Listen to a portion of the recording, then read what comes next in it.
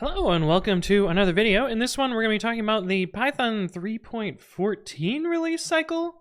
You may have noticed that 3.14 has been out for a while, so it's a bit strange to talk about it, but there is a new release which is following a bit of a, I don't want to say unprecedented because I think something similar has happened in the past, but a pretty significant change very late into the release cycle of a minor version of Python, which is a significant revert is happening to the garbage collector. I don't even think I bothered mentioning this in my Python 3.14 video just because, I mean, it didn't seem like that big of a deal at the time, but the garbage collector actually changed in Python 3.14. We'll talk a little bit about why and how it changed and kind of the rationale behind it. But it turns out this change significantly changed how some programs operate and results in some pretty significant memory pressure in a lot of applications.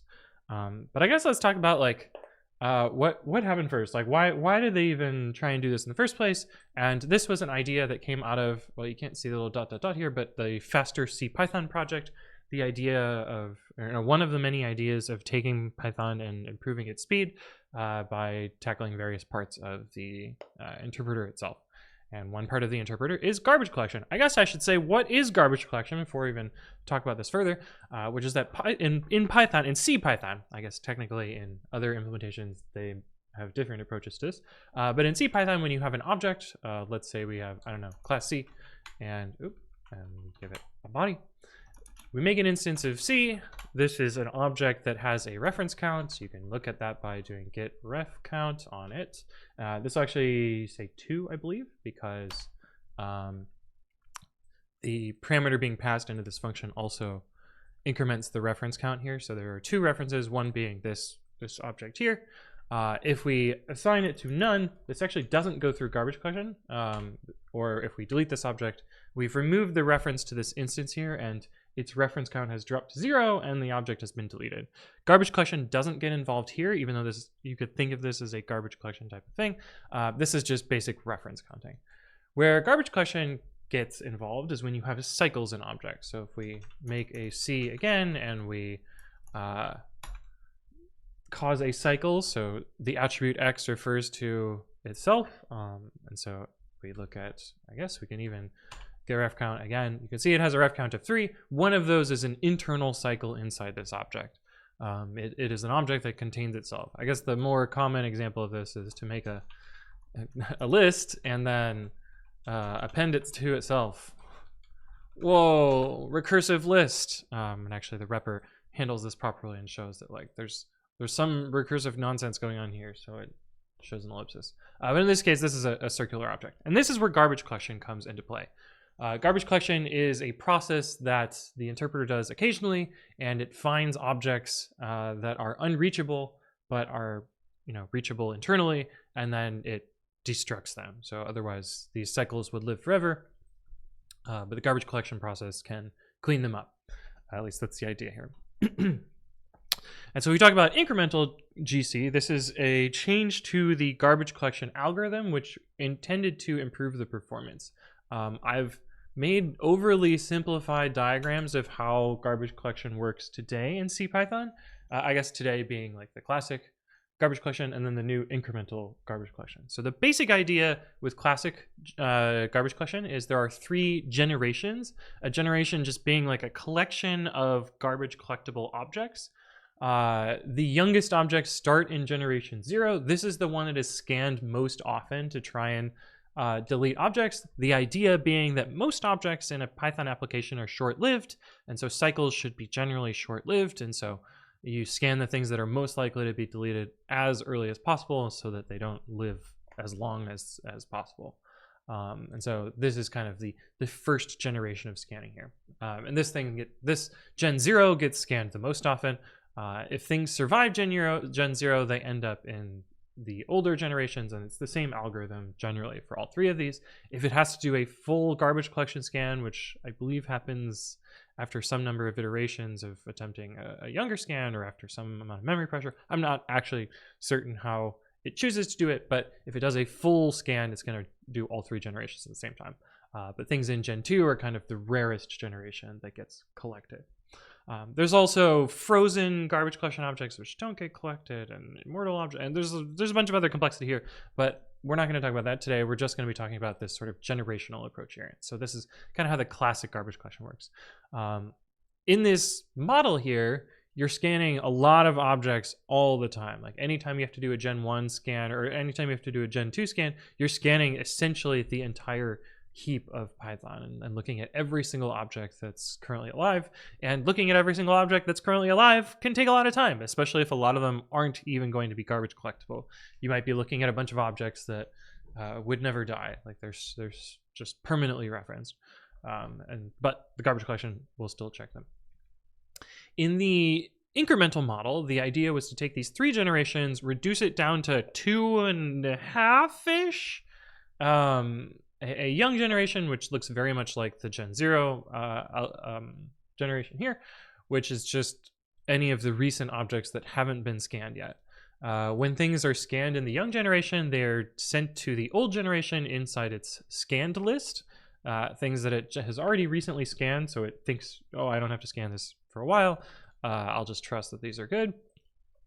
And then occasionally the old generation is scanned, but just part of this pending list. You might ask, well, how does the pending list happen? Eventually, when the pending list is empty, these 2 pending and scanned are swapped, and so it still will eventually get to cycles in this. The idea behind this incremental garbage collection is we have to scan fewer objects less often, and so it should reduce the impact of running the garbage collector during normal operation of the interpreter. However, you may notice, just talking about this, that like, hey, if we're only scanning a portion of pending and it takes a while for this pending to get exhausted, we're constantly appending to scanned here. We're only doing like 1 pass at generation 0, whereas before we kind of had this like step up of garbage collecting. We're doing it a lot less often. Doesn't this mean that objects live a lot longer? And yeah, that's kind of the problem that ended up happening here, is that objects ended up living a lot longer.